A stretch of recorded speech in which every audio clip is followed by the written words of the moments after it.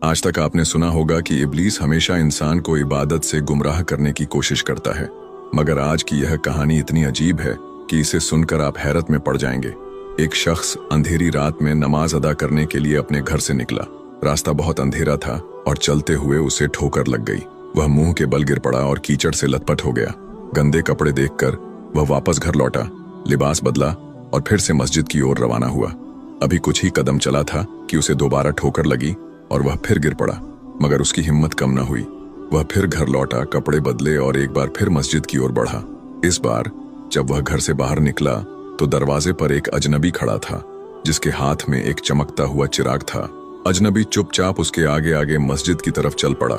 चिराग की रोशनी में इस बार रास्ता साफ नजर आ रहा था और वह बिना किसी मुश्किल के मस्जिद पहुंच गया। मस्जिद के दरवाजे पर वह अजनबी ठहर गया और नमाजी अंदर चला गया। नमाज अदा करने के बाद जब वह बाहर निकला तो देखा कि वह अजनबी अभी भी खड़ा था, मानो उसे घर छोड़ने आया हो। नमाजी को अजनबी पर शक हुआ और उसने उससे पूछा, आप कौन हैं? अजनबी ने जवाब दिया, मैं इब्लीस हूं। यह सुनकर नमाजी हैरान रह गया और बोला, शैतान मुझे मस्जिद तक कैसे छोड़ने आया? तेरा काम तो लोगों को गुमराह करना है। इब्लीस हंसते हुए बोला, जब पहली बार तू गिरा तो अल्लाह ने तेरे सारे गुनाह माफ कर दिए। जब दूसरी बार गिरा तो अल्लाह ने तेरे पूरे खानदान को बख्श दिया।